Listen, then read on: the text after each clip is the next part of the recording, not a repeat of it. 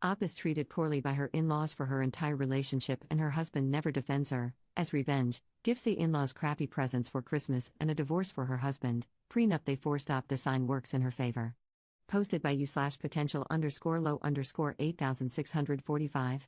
Throwaway account for anonymity. I, 31F, married my soon-to-be ex-husband, 33M, in 2018. My in-laws never liked me and made it clear. My soon-to-be ex insisted that they were just putting up a tough exterior and would grow to love me. To show how evil they are, one time, I joined them for dinner and brought a cake I had made, because I was always raised to be a gracious guest. When I stepped into the kitchen and offered the cake to his mother as a thank you for inviting me, she took the plate over to the garbage bin, dumped it in, and handed me the plate back. When I told my husband what she did, he confronted her, and all of a sudden, the crocodile tears started. She claimed she grabbed the plate but didn't get a good grip. I let go too quickly, and it fell to the floor, so, of course, it had to be thrown away. My sister-in-law confirmed that was what happened. My soon-to-be ex owned his own business, and his family called me a gold digger behind his back. Of course, they insisted on a prenuptial agreement, which I didn't care about because I never thought my marriage would end, and I hoped it would appease them and maybe finally get them to treat me kindly. Nope. His business failed once COVID hit. We went through his savings and my own trying to keep it afloat. I refused to go into debt to keep it going, so he closed it down. In 2022, he was suffering from really bad depression because he had lost his business and couldn't find new work. He suggested we move to his hometown, closer to his family, so he had a larger support network. Against my best judgment, we did. He wanted to work only part-time while trying to restart his business, so I became the main breadwinner. And as with most wives, I became the person in charge of buying gifts. Stupid old me thought buying them thoughtful, expensive gifts would finally make them see that I wanted to be accepted. Gifts to us were labeled as couples gifts but were clearly for my soon-to-be ex only. Every holiday was spent with them. There were monthly dinners with the whole family. After a year, I realized that if I ever tried to talk or join a conversation, everyone would go quiet, so I just stopped talking when I visited. In early December, they finalized plans for Christmas. A few days later, my soon-to-be ex said his family had decided they didn't want me to join them for Christmas Eve dinner and Christmas lunch because I ruined the family vibe. I replied, "Fine, we'll do our own thing instead." My soon-to-be ex sheepishly looked away and said he was still going to go. I was livid and so disappointed in him. That was the moment I knew my marriage was over. So, I returned the presents I had bought for his family. In their place, I got one pair of novelty business socks for my father-in-law, a supermarket brand bottle of shampoo for my mother-in-law, the nastiest perfume I could find at the dollar store for my sister-in-law, and the most expensive gift, a large rawhide bone for my brother-in-law and his wife's chihuahua, too big for it to get its jaw around, rendering it useless. I saved about $600 to put toward a deposit for a new apartment. My soon-to-be ex came home from Christmas lunch, telling me I had humiliated and embarrassed him in front of his family. I asked him why he would think I would buy nice gifts for people who clearly don't like me and don't want me around. I served him divorce papers last week. Remember how he was supposed to be a millionaire by now, so we had that prenuptial agreement? My soon-to-be ex is not eligible for any of my savings, since we were required to keep separate accounts, or alimony. He doesn't have money for rent or auto insurance. Not my problem anymore. Some of my friends and family are on my side and proud that I went out in a blaze of glory. Others are telling me I was being way too petty, which isn't really like me. So, am I the jerk here? /relevant comments. Commenter. I would say, be glad you did not have children with him. Be glad you can escape and be free with no strings attached. P.S. This relationship should be a learning lesson about the love you want for yourself and the life you desire, not a loss. Op's response. The first thing I did after I moved into my new apartment was adopt an older cat from the shelter. He was allergic, and I could never adopt one since we first started living together. We're just two old hags living our best lives after being rejected. Commenter 2. He chose his family over you and still expected you to buy all the presents? This was perfectly planned and well-deserved for every one of them, including him. Op's response.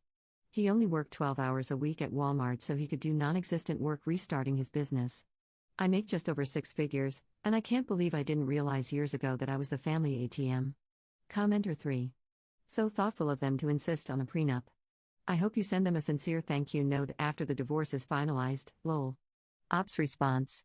My lawyer even laughed that the prenup set up for him is the one we're going to use for me.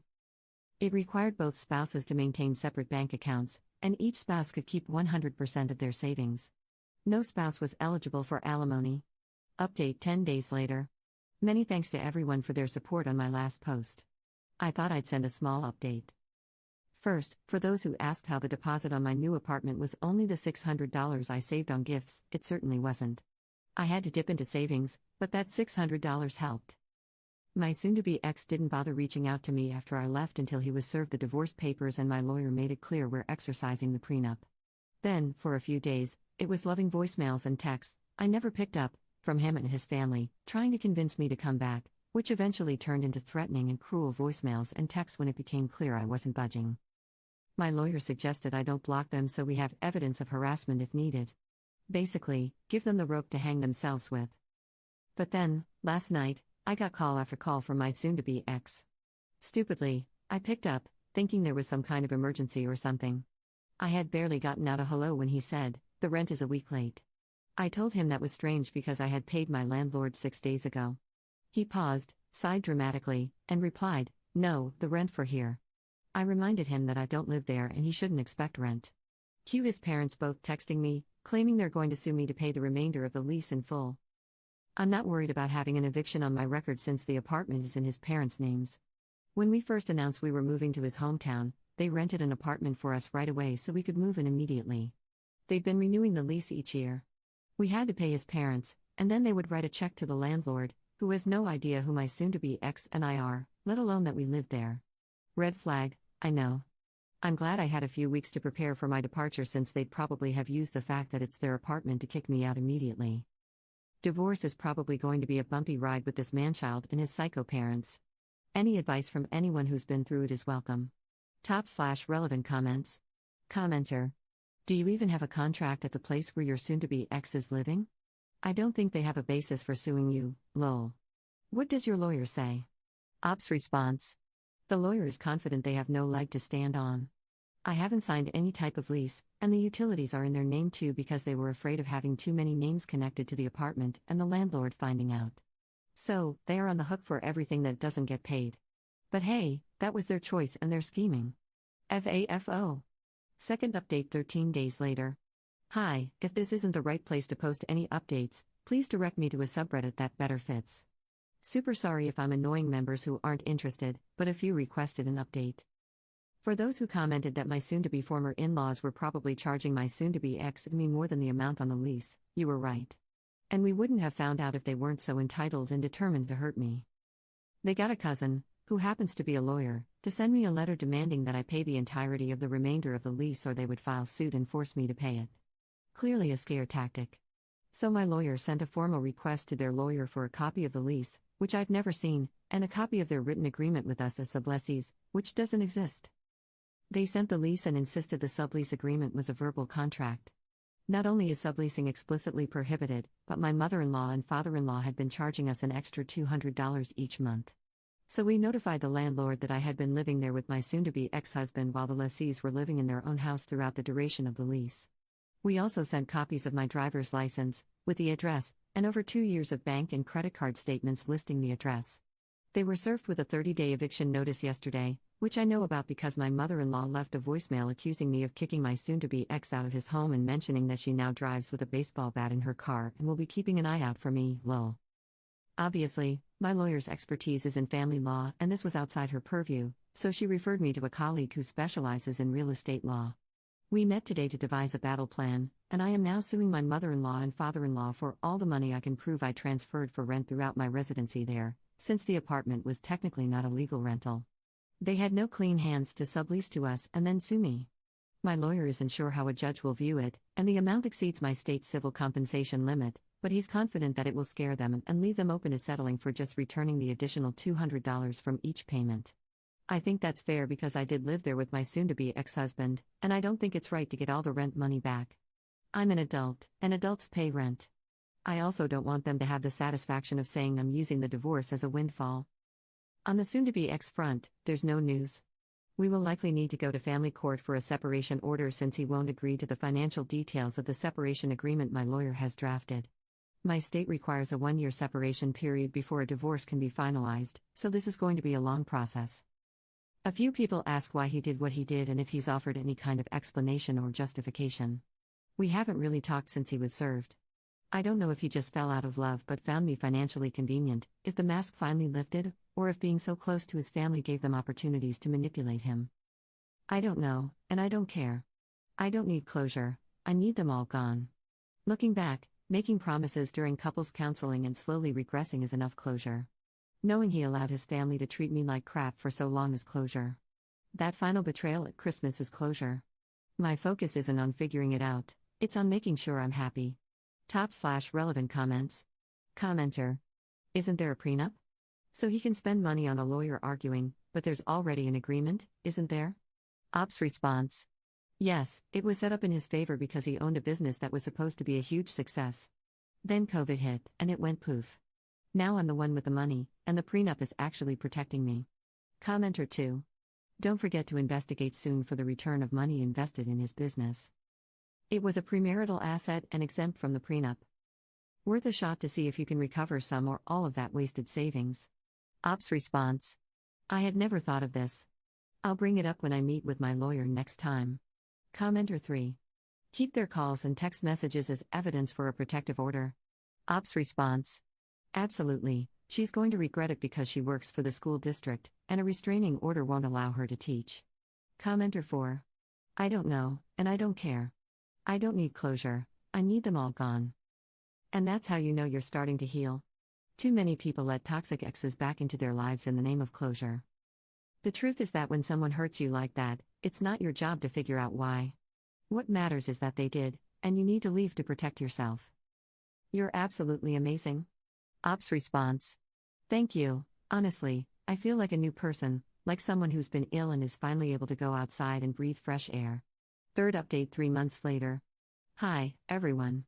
I posted here a few months ago and everyone was super supportive, thank you. I thought I'd send through an update, and it's actually a positive one. So I had our first, and it turns out only, mediation meeting with the in-laws about the excess rent they were charging me and my ex a few weeks ago. The in-laws tried to claim they charged us extra for their role as property managers of the apartment. They couldn't explain in any way what they did as property managers to justify a fee of $200 a month other than chatting with their son about the apartment several times a month, i.e., charging us to talk to their own son. Then it came to the sublease being a verbal contract since we never signed anything, and my lawyer asked on which date I verbally agreed. I never did, actually, since my ex handled all of those conversations with his parents prior to our move. They said they couldn't remember, but since I moved in, I obviously agreed to the arrangement they made for my ex. My lawyer told them that it sounds like any verbal contract was with their son, and given the terms were oral and unclear, they would be too difficult and costly for them to enforce. He added that all of that is a moot point since they didn't have the authority to sublease anyway, and their case wouldn't get more than the 30 seconds it would take for the judge to dismiss it. He then told them that we'd be pursuing the lawsuit unless they settled on returning $6,200, and we'd give them time to discuss the deal with their lawyer. I was suing for the return of the excess, not full rent since I lived in the apartment. Within an hour, their lawyer called mine to agree to a settlement of $5,400, since technically the little bit my ex paid for rent should have a proportionate amount applied to some of that excess. We agreed to it. My divorce lawyer also sent them a cease and desist letter about the harassment, warning them that if it continues, I will file for a restraining order, and I have plenty of evidence to have it granted. A lot of people ask why I haven't done this already, but I'd rather not go nuclear unless I have to. My mother-in-law's job would very likely be affected if she has a restraining order, and she would just go scorched earth even harder. Thankfully, this seems to have been enough of a wake-up call for her in particular, and the texts, emails, and voicemails have stopped entirely. I also learned from mutual friends that my ex was already on dating apps a few weeks after I left, but apparently nothing goes beyond a first date. I guess women don't want to get involved with a 33-year-old unemployed entrepreneur who lives with and lives off his parents, and is still chasing some elusive business he hasn't been able to start up. LOL. All communication with him has been through my lawyer except for 2 incidents. A few weeks ago he called me at 3 a.m. completely drunk, leaving a voicemail asking to fix things. He called the next day to apologize for that. I guess this will likely be my final update. Now I just have to wait for the divorce to be finalized and done. There is a huge weight off my shoulders. Top/relevant comments. Commenter. Way to go, you deserve every penny back. Glad they're backing off, but you warning them about future harassment, and then getting a restraining order is awesome, just in case. Please update me when it's all over. We want to celebrate with you when it's all over. Ops response. Hopefully, the next update is the divorce is final and my mother in law died a painful death. Commenter 2. He and his family are garbage, and I'm so happy you got out of that. Ops response. I always knew that about his family but stupidly thought he was some magical exception.